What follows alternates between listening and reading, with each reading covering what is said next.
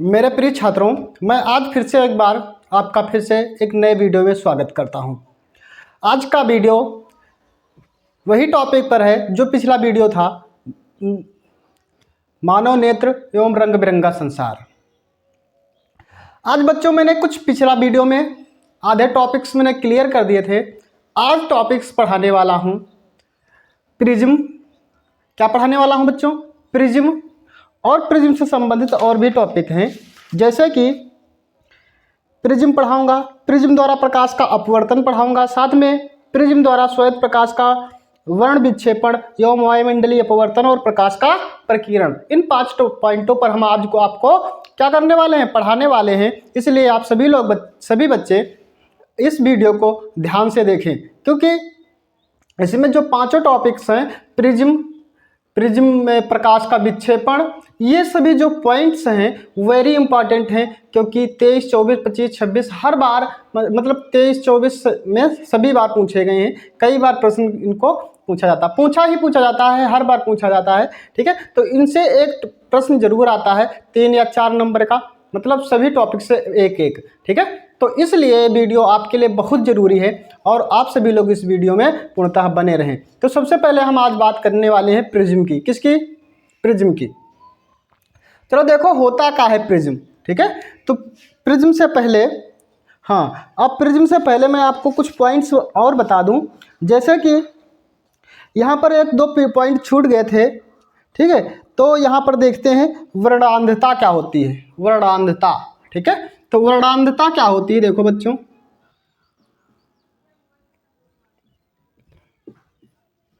वर्णांधता एक प्रकार का रोग होता है। एक प्रकार का क्या है?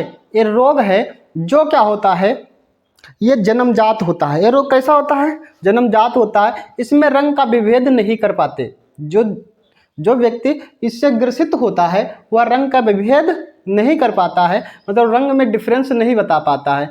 इसीलिए इसको हम इंग्लिश में कहते हैं कलर ब्लाइंडनेस। क्या कहते हैं? कलर ब्लाइंडनेस, मतलब इसमें रंग का विभेद नहीं कर पाता है। जो व्यक्ति होता है ना, रंग का विभेद नहीं कर पाता है।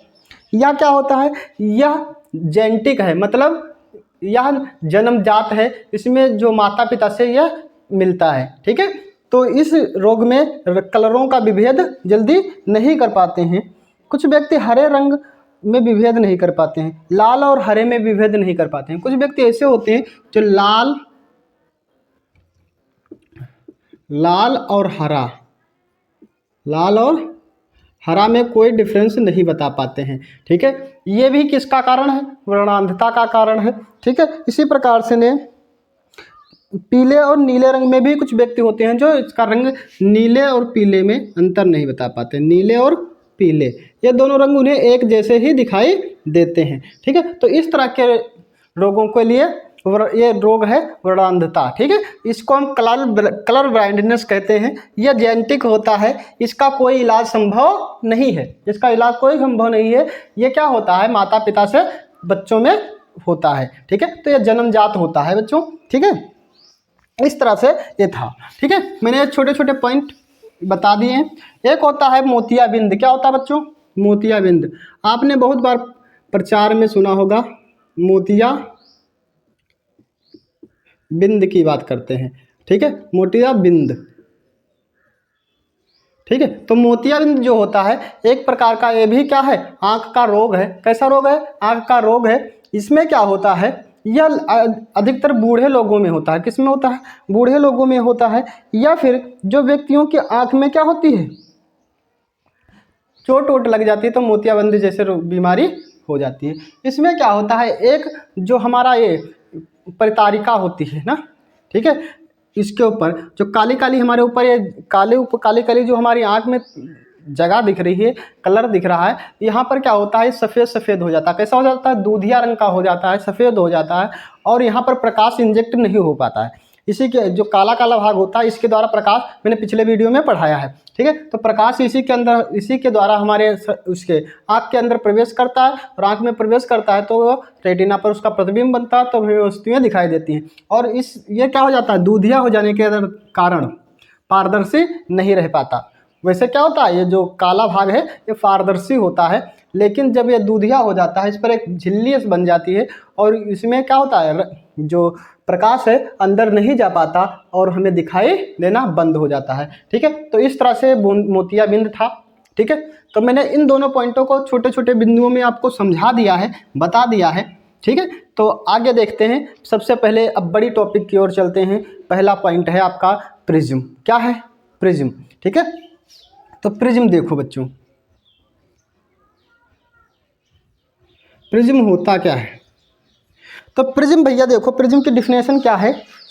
प्रिज्म किसी समांगी पारदर्शी माध्यम, कोई एक पारदर्शी माध्यम जिसकी आकृति को कहते हैं, समांग पारदर्शी माध्यम की उस आकृति को कहते हैं जो किसी कोण पर झुके हुए दो समतल पृष्ठों से घिरा होता है।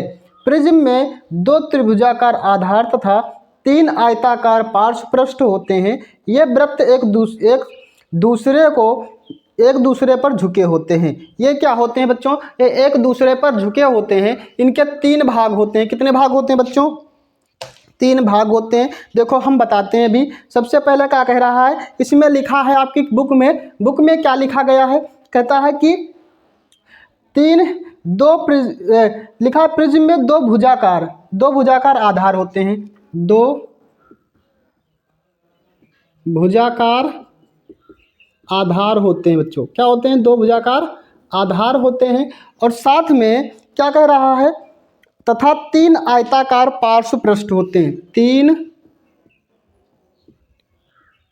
आयताकार पार्श्व पृष्ठ होते हैं। ठीक है, और अगली बात कह रहा है कि होते हैं ये पृष्ठ एक दूसरे पर झुके होते हैं। ये पृष्ठ कहाँ पर झुके होते हैं? एक दूसरे पर झुके होते हैं। देखो कैसे? देखो एक मैंने यहाँ पर एक आपके लिए बताने के समझाने के लिए मैंने एक माचिस ली है, माचिस का डिब्बा। ठीक है, अगर ये पारदर्शी होता तो क्या बन जाता है? ये एक प्रिज्म बन जाता। क्या बन जाता बच्चों? प्रिज्म बन जाता। ठीक है, लेकिन ये पारदर्शी नहीं है तो ये क्या है? प्रिज्म है। तो प्रिज्म नहीं है भैया। इसमें पारदर्शी होता तो ये ऐसा प्रिज्म होता है। ऐसा क्या होता है बच्चों? प्रिज्म होता है। देखो इसमें क्या कह रहा है कि तीन आयताकार पार्श्व पृष्ठ होते हैं जो एक दूसरे पर क्या होते हैं? एक दूसरे पर झुके होते हैं। एक दूसरे पर क्या होते हैं? झुके होते हैं। देखो इसमें कितने पृष्ठ हुए? एक ए पृष्ठ हुआ, दूसरा नीचे, तीसरा ए। ठीक है, तो इसमें कितने पृष्ठ हुए बच्चों? तीन पृष्ठ हुए। इसमें कितने पृष्ठ हुए बच्चों? तीन पृष्ठ हुए। देखो ऐसे कुछ होता है। ठीक है, तो ये जो पृष्ठ, एक पृष्ठ, एक नंबर, दो नंबर, तीन नंबर। ठीक है, तो ये तीन पृष्ठ हो गए। और लिखा दो भुजाकार आधार होते हैं। देखो एक ये आधार है, एक क्या है? ये आधार है और एक ए आधार है। तो दो भुजाकार आधार होते हैं। कितने होते हैं? एक इधर और एक इधर। दो होते हैं ना बच्चों, एक इधर और एक इधर। दो भुजाकार आधार होते हैं। तो इसी को हम क्या कहते हैं? इसी को हम प्रिज्म कहते हैं। अगर ये होता पारदर्शी, कैसा होता बच्चों? ये पारदर्शी होता तो ये प्रिज्म होता। क्या होता? प्रिज्म होता बच्चों। ठीक है, समझ गए? ऐसा कुछ होता है प्रिज्म। ठीक है, एक ऐसा। ठीक है, यहाँ पर कुछ ऐसा होता। ठीक है, तो ये प्रिज्म होता। क्या होता? ये प्रिज्म होता। और ये पारदर्शी होता। कैसा होता बच्चों? पारदर्शी होता। ठीक है, अगर ये वाला पारदर्शी होता तो ये प्रिज्म कहलाता। तो ऐसा, तो डिफिनेशन में क्या लिखोगे? किसी समांगी पारदर्शी माध्यम जिसकी आकृति कोण पर झुके हुए दो समतल पृष्ठों से घिरा होता है। जो दो कैसे? समतल पृष्ठों से घिरा होता है। दो समतल पृष्ठों से घिरा होता है। प्रिज्म में दो त्रिभुजाकार आधार एवं तीन आयताकार पार्श्व पृष्ठ होते हैं। दो त्रिभुजाकार, देखो ये कैसा है? त्रिभुज के आकार का है बच्चों। कैसा है? ये त्रिभुज के आकार का है। देखो यहाँ पर हम दिखाते हैं आपको। ये देखो, अगर इसको हम ऐसे बना दें, ठीक है। तो ये कैसा बनेगा, ऐसा बनेगा। ये त्रिभुजाकार क्या होते हैं, पार्श्व पृष्ठ होते हैं। कैसे होते हैं बच्चों, यही पृष्ठ को हम क्या कहते हैं, दो त्रिभुजाकार पृष्ठ होते हैं। आप अपनी डिफिनेशन अपनी बुक से पढ़ सकते हैं, देख सकते हैं, ठीक है। समझ आ रही ना बातें, ठीक है। तो ए एक है भाग हो गया, एक दूसरा भाग ए हो गया। कितना भाग हो गया, एक ए और दूसरा ए, पीछे वाला एक आगे वाला, ठीक है। और इसमें और लिखा है, और क्या लिखा, 3 आयताकार पार्श्व पृष्ठ होते हैं। 3 आयताकार पार्श्व पृष्ठ मतलब एक ये भाग, एक ये और दूसरा ये, तीसरा ये नीचे वाला, ठीक है। 3 पार्श्व पृष्ठ हो गए बच्चों, कैसे 3 हो गए। तो इसी को हम क्या कहेंगे, एक प्रिज्म कहेंगे। क्या कहेंगे बच्चों, प्रिज्म कहेंगे, ठीक है। तो ये प्रिज्म हो गया, आप समझ गए प्रिज्म क्या होता है, ठीक है। तो प्रिज्म देखो, अब इस प्रिज्म को, ये जो एंगल्स होते हैं, ये प्रिज्म में यहाँ पर देखो 3 कोण बनेंगे। कितने कोण बनेंगे बच्चों, एक इधर ये कोण है, और एक ये कोण है, और एक कोण है। ये 3 कोण होते हैं। कितने कोण बने हैं बच्चों, 1 कोण, 2 कोण और ये तीसरा कोण। कितना, 1 2 और 3। तो इसमें कितने कोण भैया, 1 कोण है ये दूसरा कोण है, और ये है तीसरा कोण, ठीक है। तो 1 2 3 कोण हुए बच्चों। कितने हुए कोण, 1 2 3, 3 हो गए ना। समझ आ रही ना बात, ठीक है। 3 कोण होते हैं। अब 3 कितने होते हैं, 3 कोण होते हैं। इसे हम अपवर्तक कोण कहते हैं। इसे क्या कहते हैं बच्चों, ये जो कोण है इसे हम अपवर्तक कोण कहेंगे। क्या कहेंगे, अपवर्तक कोण, ठीक है। ये क्या है, अपवर्तक कोण है भैया। और इस पृष्ठ को, ये जो पृष्ठ है बच्चों, ये वाला पृष्ठ जो है, इधर का जो हिस्सा है, ये क्या है, देखो ये वाला जो भाग है, ये वाला हिस्सा, इसे अपवर्तक पृष्ठ कहेंगे। क्या कहेंगे, अपवर्तक पृष्ठ। मतलब जहाँ से प्रकाश की किरण जिस पृष्ठ पर डाली जाती है, प्रकाश की किरण जिस पृष्ठ पर डाली जाती है उसे अपवर्तक पृष्ठ कहते हैं। क्या कहते हैं, अपवर्तक पृष्ठ कहते हैं, ठीक है। समझ गए। अगले देखिए, तो इस तरह से था। और अगला देखिए, एक इधर कोण बनेगा, ठीक है।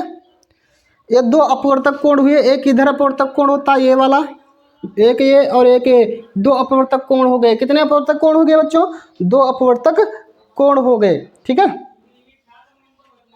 तो अपवर्तक कोण और अपवर्तक पृष्ठ समझ गए क्या होता है। ये अपवर्तक पृष्ठ है और ये अपवर्तक कोण है। क्या है, ये अपवर्तक कोण है बच्चों। फिर से एक बार ध्यान से सुन लो, ठीक है।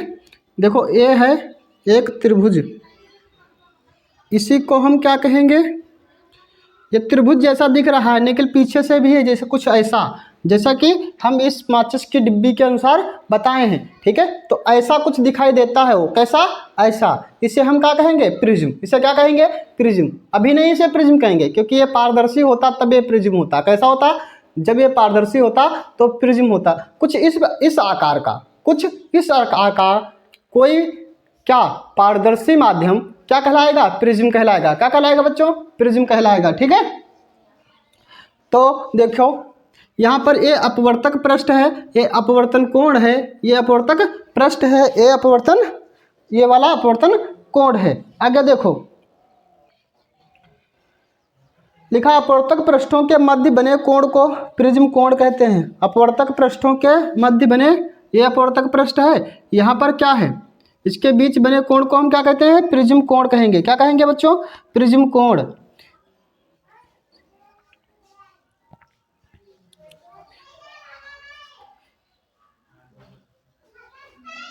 ठीक है। तो ये अपवर्तक कोण है। क्या है, अपवर्तक कोण है। आगे देखो, प्रिज्म का आधार ये है बच्चों, प्रिज्म का आधार, प्रिज्म का आधार है। ये क्या है बच्चों, प्रिज्म का आधार है। प्रिज्म का क्या है, आधार है, ठीक है।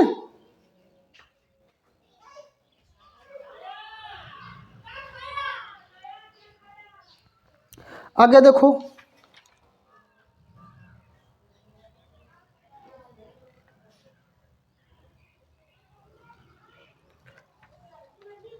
अपवर्तक कोण के सामने वाले पृष्ठ को प्रिज्म का आधार कहते हैं। अपवर्तक कोण के सामने वाले को प्रिज्म का आधार कहते हैं। ये अपवर्तक कोण है, अपवर्तक कोण।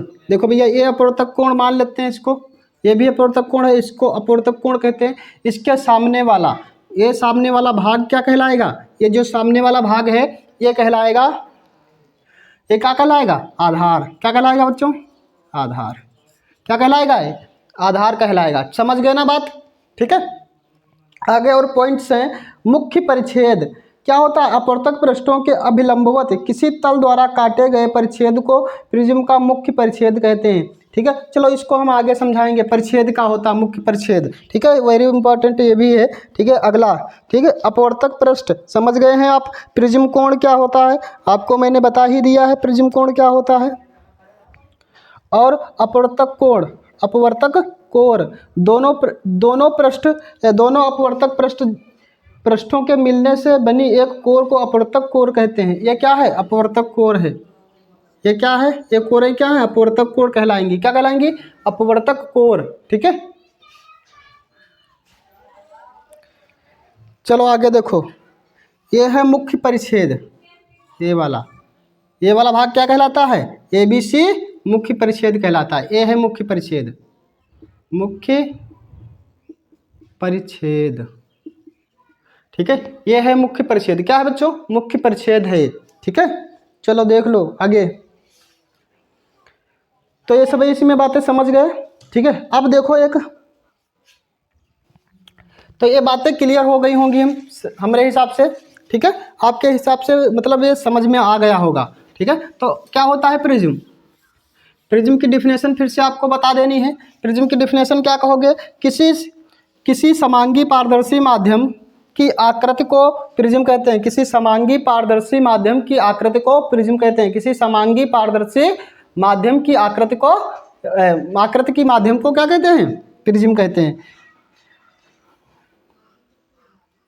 देखो इसमें समान सभी भुजाएं कैसी होती हैं, समान होती हैं, इसीलिए समांग क्या कहता है, प्रिज्म किसी समांग पारदर्शी माध्यम की आकृति को प्रिज्म कहते हैं। मतलब इसकी तीनों भुजाएं क्या होती हैं, समान होती हैं, इसलिए इसे क्या कहा जाता है, क्या कहा जाता है, प्रिज्म कहा जाता है। फिर क्या लिखा है, जो किसी कोण पर झुके हुए दो पृष्ठों से घिरा होता है। जो किसी कोण पर झुके हुए, देखो ये कोण पर झुके हुए दो पृष्ठों से, कितने पृष्ठों से बच्चों, देखो ये मैंने बताया था कितने पृष्ठों से घिरा होता है, 1 और 2। कितने पृष्ठों से घिरा होता है, 2 पृष्ठों से घिरा होता है, ठीक है। ये समझ गए ना बातें, ये 2 पृष्ठों से घिरा है, इसीलिए इसे हम क्या कहेंगे, कोण कहेंगे, ठीक है। प्रिज्म कोण कहते हैं। 3 आयताकार पार्श्व पृष्ठ होते हैं, ये पृष्ठ एक दूसरे पर झुके होते हैं। ये पार्श्व पृष्ठ क्या होते हैं, एक दूसरे पर झुके होते हैं, ठीक है। तो समझ गए ना इतनी बातें, ठीक। आगे देखो, आगे समझते हैं आगे क्या होता है।